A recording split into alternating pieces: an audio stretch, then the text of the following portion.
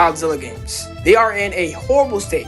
They're more drier than Sahara. No, literally, fan games and official media, other than Battleline, are quite dead or like nothing's really going on for them. So, in today's video, we'll be talking about the Godzilla game that hasn't been in stores or on online shops in a decade due to copyright issues, and that is Godzilla PS4.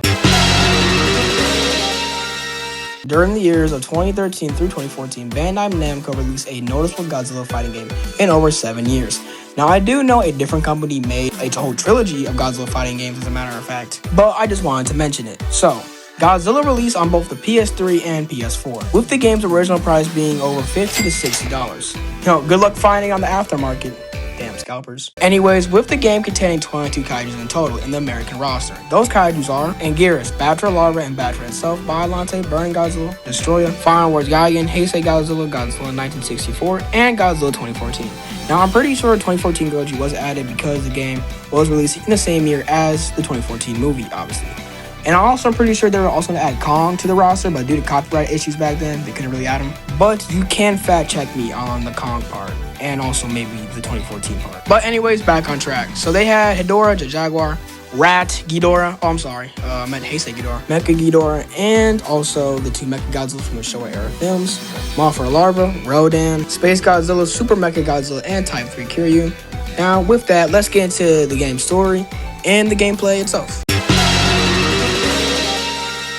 So the in-game story is in 1954, Godzilla attacked Japan. From his attack, mankind found the harnessed G-Energy, an energy source from Godzilla. 60 years later, Godzilla appears again to feed on the G-Energy. Godzilla progresses through Japan, fighting off kaiju, but seemingly attracted to him and destroying the G-Energy generators. Mankind takes information on Godzilla. The robot is deployed. This can either be Super Mecha Godzilla or Kiryu, depending on players choosing to. And it is revealed that since Godzilla's first attack, G-Force has been constructing a Godzilla-like robot. Once all the data on Godzilla is collected, Godzilla defeats the mechas and destroys the last two generators. Godzilla then appears to be returning to the sea. However, the energy he absorbs causes him to go into a critical mass and becomes Burning Godzilla. It is theorized that he will destroy the entire world. The G-Force operator suggests freezing him, and the Maser cannons, I'm pretty sure that's pronounced him, with the freezer weapons are deployed. The Super X3 arrives, but is damaged. Soon after, what appears to be another Godzilla appears, but is also defeated. The Gotengo and the Super X3 manage to freeze, and Super Mega Godzilla or Kiryu carries him out to sea.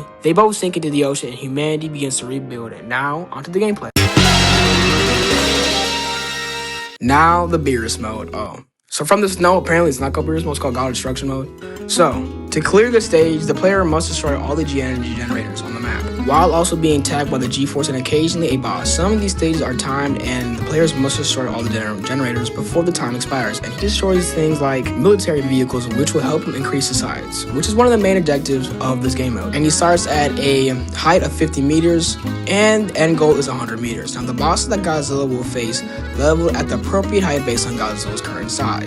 Through the occasional, he may encounter 100-meter kaijus regardless of his current height. Destroyer, for example, will always be 100 meters. When encountered, and may appear on the 5th stage if the player chooses the hard path. Defeating the 100-meter kaijus gives the player a greater evolution factor for said kaiju. In order to complete God Destruction mode as Godzilla and reach the true final boss of the game, the player must 100% destruction in each of the stages. Discover all 4 special camera angles in every stage and exceed 100 meters in the height by the last stage. If all of these requirements are met after the credits roll, the player will begin the final stage as Burning Godzilla and be attacked by the Super X3 and several modified MB2-MB92 Maser cannons. After this, the Monster vs. Godzilla will appear as the true final boss and must be defeated before the timer expires and Godzilla reaches the meltdown. After the Titan is defeated, the game's final cutscene will be triggered. Other kaijus will battle Burning Godzilla on the stage, but if the player controls Godzilla 1964, the final opponent will be 2 Mothra Larvas. And when playing as Burning Godzilla, it will be Destroyer. Also, there are kaijus defeating the places you destroy, such as Kiryu or any of the Heisei mechas,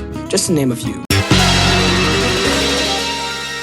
So, Kaiju King mode is a game mode where the player plays through 6 stages each with a different monster to fight. The monsters increase in the strength the further the player progresses. The weaker the monster will appear in the first 2 waves, slightly harder monsters in the 3rd and 4th, and the most powerful monsters are obviously in the 5th stage. In the 6th stage having the most powerful monsters in the game. As a little note to mention, you can only play as Godzilla in the PS3 version, but on the PS4 you can play as any kaiju you desire. And there's also Evolution mode, which I kinda explained earlier in the video, so I'll give you a brief recap. Evolution mode gives you new abilities for Godzilla, which which are Manila's Rings or 54's Atomic Breath. This can also apply to other kaijus, but it's called Evo Energy. It basically upgrades the kaiju depending on what they drop.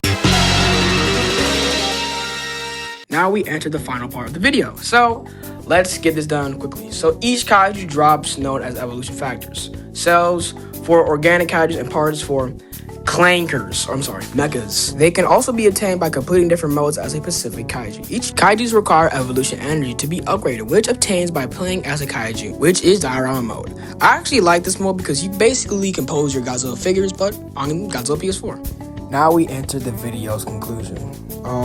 I've been the Kim guy. Hope you guys have a great day, and I do hope we can see more future Godzilla games in the upcoming years. So yeah, hope you guys have a good day.